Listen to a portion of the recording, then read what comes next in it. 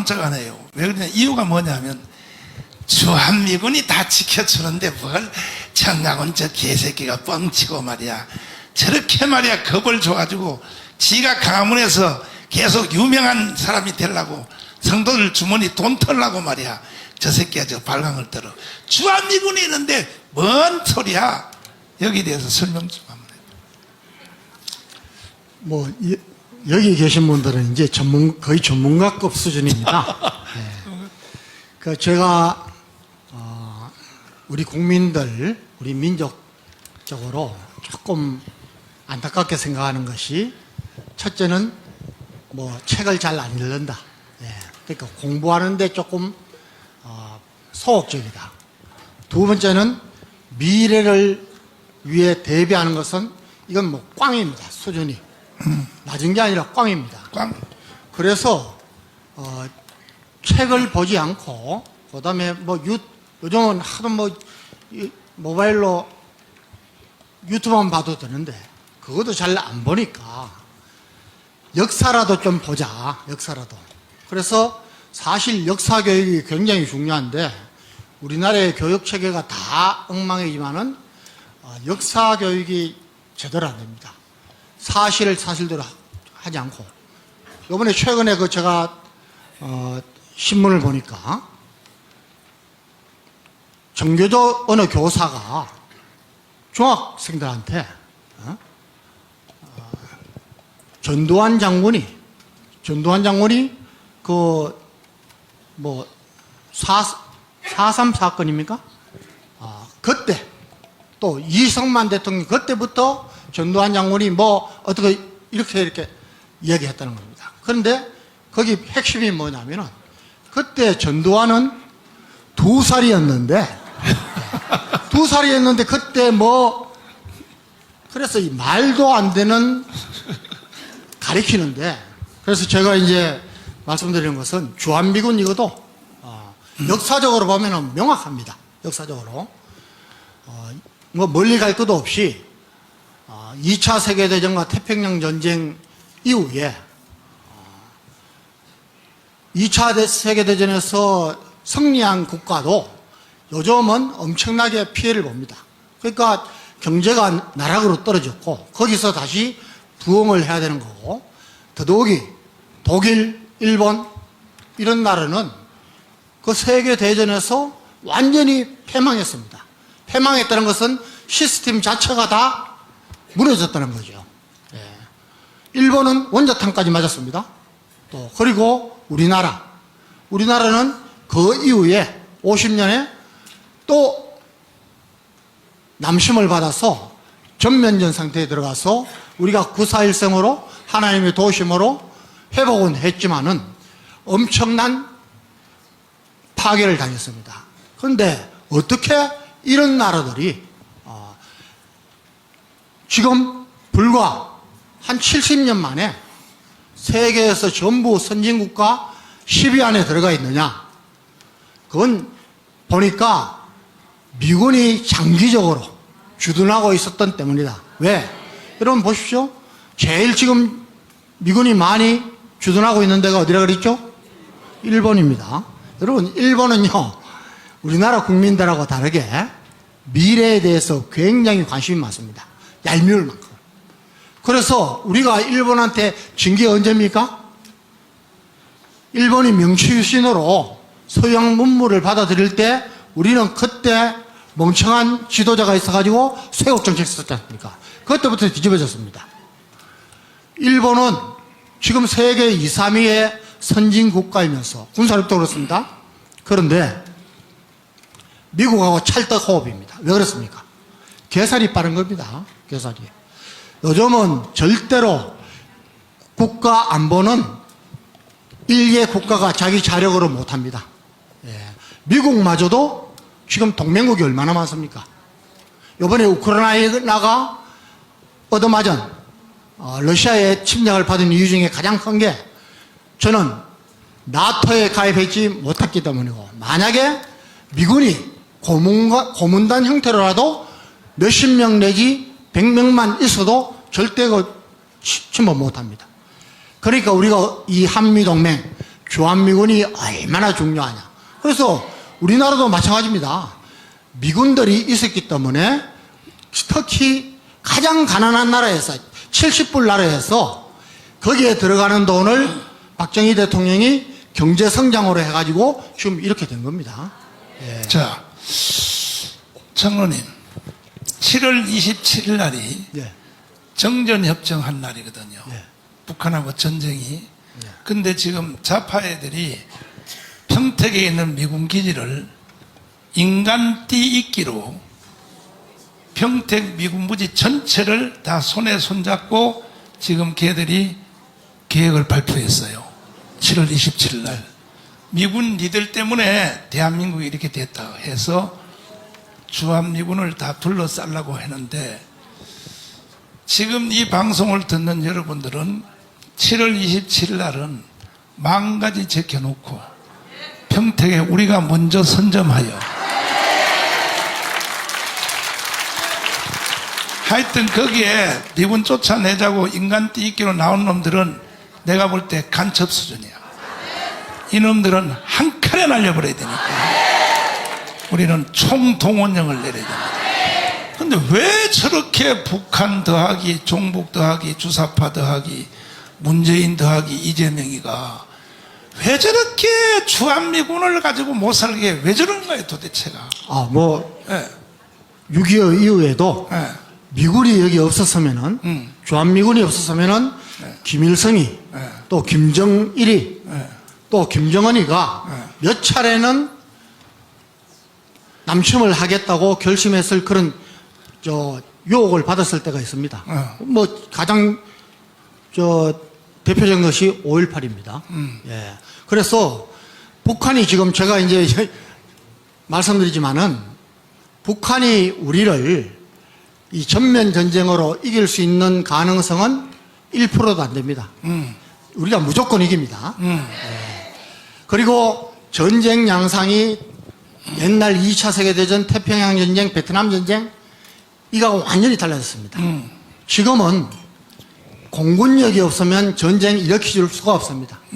그래서 저는 육군이지만은 제가 항상 이야기합니다.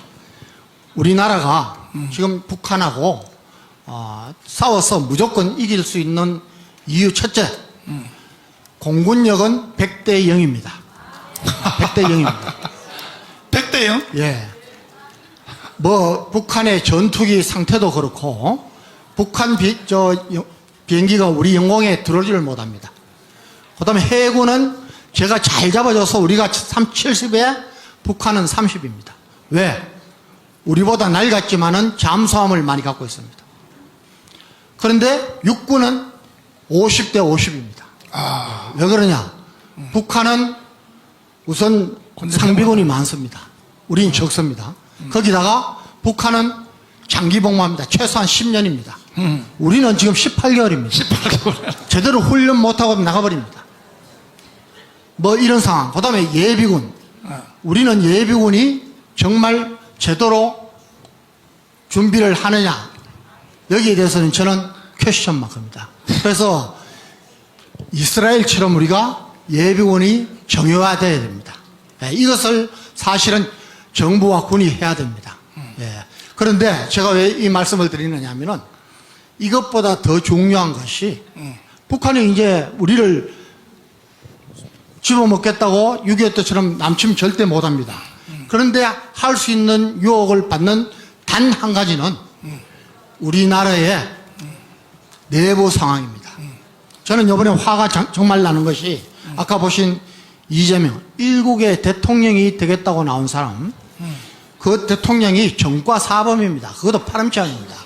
이건 정말 국제적으로 이 체면이 말이 아닙니다. 그런데 아니 주한미군 철수하니까 기회가 왔다고 이야기하는 겁니다. 자, 또 그 이후에 지금 주한 중국 대사한테 가가지고 예? 왜 그 시기에 갔는지도 모르겠습니다.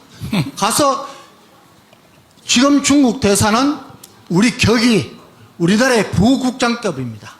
중국에서 일부러 우리하고 조금 심술이 나니까 격을 낮춰서 보낸 겁니다. 거기에 가서 그 신문에 인사하는 거 봤습니까? 윤석열 대통령한테도 그렇게 안 합니다. 그런데 이렇게 인사합니다.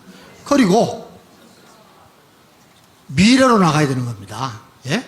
그런데 한 나라의 지도자, 그것도 다시 또 모든 것을 넣고 뭐 대통령 나오겠다고 지금 하는 사람이 미래에 대해서 전혀 생각이 없는 겁니다. 이거 이제 정말 우리가 좀 그래서 깨우쳐야 결국은 광주 사태를 일으킬 때도 미군이 있어서 없었어요. 있어서. 근데 미군이 광주 사태에 개입했어 안 했어요? 못하죠. 왜? 내전 상황에서는 미군이 손 못 대는 거야. 그러면 지금 이재명 움직이는 거, 미국 중국 대사한테 가서 굴복하는 거, 이 모든 것은 뭐냐? 사인이야. 뭐냐? 마지막 일을 하려고 그러는 거야. 그게 뭐냐? 이제 미군을 쫓아내려고 그렇게 해도 미국도 안 나가고 우리도 또 나가도록 우리가 또 허락도 안 하니까 미군 쫓아내고 전쟁하는 것은 불가능한 걸 아니까 이제는 광주 사태를 통해서 한번 시험을 해본 거야. 미군을 놔두고도 한국을 점령할 수 있다. 이게 내전이거든. 그래서 중국 사람들이 한국에 들어와 있는 것이 100만 명이에요. 100만 명.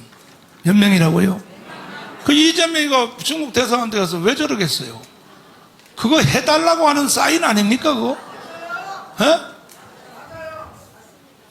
그러면 이것을 해결할 수 있는 길은 이제 내가 마지막으로 한번 물어보려고 그러는데 결국 이것을 지킬 수 있는 길은 강화문 세력밖에 없어. 동의하십니까? 근데 우리가 뭐 총이 있어요. 우리가 뭐가 있냐고. 우리는 오직 십자가 하나밖에 없어. 그 결국은 우리는 강화문에서 순교를 당할 수밖에 없는데 순교당한 뒤에 나라 뺏겨버리면 또 뭐하냐 이거야. 그래서 장군님, 미국은요 민병대가 있잖아요.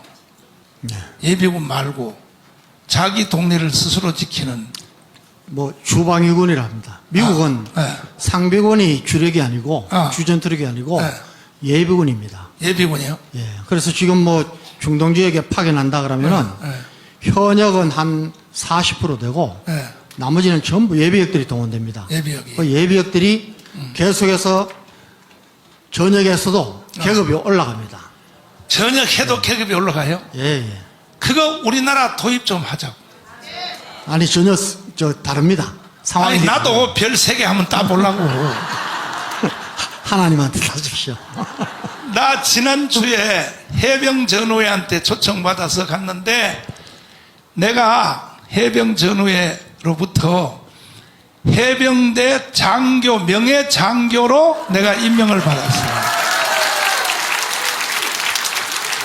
근데 계급은 말을 안 하더라고. 그러니까 소위밖에 안 되겠지 뭐. 어? 별 3개? 그러니까 앞으로 장로님하고 나하고 이제 맞짱 떠야 돼. 내가 이제 해병대 별 3개. 근데 이거는 이제 농담이 아니고 진짜인데 한번 물어보려고요. 우리도 미국처럼 민병대를 조직하면 안 될까요? 제한군대 가지고 안 되니까 저것들. 아니 지금 이제 잘 알려져 있지 않지만 또 우리가 조금 미비하지만은 네.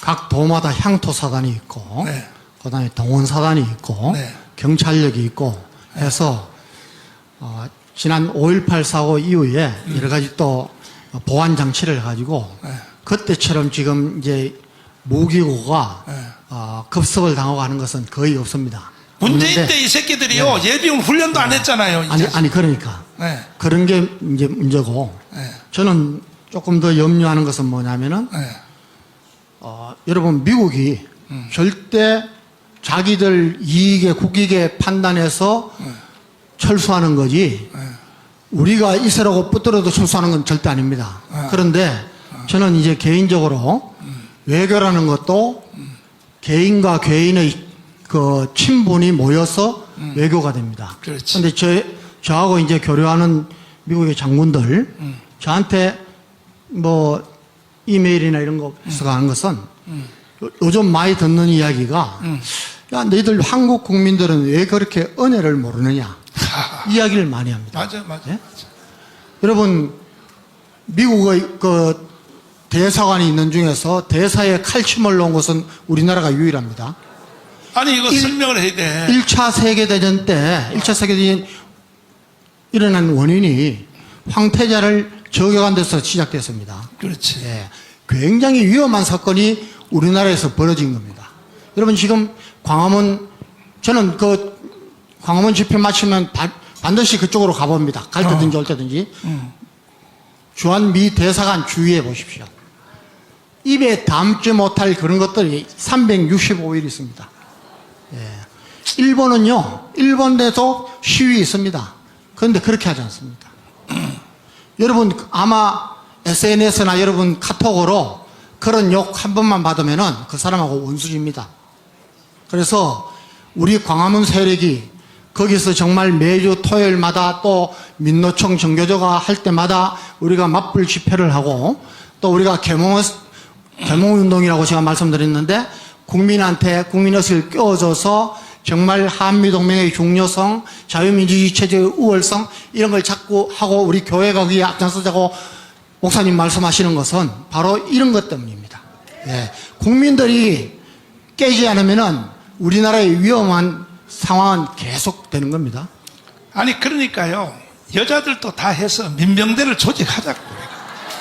다 광화문에서 우리 그건 제가 좀 연구를 해서 다음에 우리 가짜 총, 목총 있잖아. 나무로 만든 총 한 개 깎아가지고 여자들부터 다 주일학생들까지 강원에서 제식훈련 한번 하고 제식훈련 하고 해가지고 아예 보여줘야 돼 이것들 말이야. 한번 해볼래요? 해본대. 장로님이 총사령관 돼가지고 민병대를 조직해서. 근데 저놈들이 지금 정말 겁을 내고 있는 것은 우리가 하는 이 국민 계몽운동입니다. 맞아. 예. 우리 자유마을 이거 제대로 하면은 저쪽에서 세워놓은 모든 게 다 허물어집니다. 그렇지. 박수하겠습니다. 여러분 유튜브 통해서 다 보셨습니다만은 이 유동열 박사가 나와서 간첩 전문가인데 우리나라의 간첩 분포도 여기 있나? 그림을 한번 보세요. 야, 세상에 이것도 다가 아니고 창원 간첩 조직망을 조사를 했더니 전국에 그냥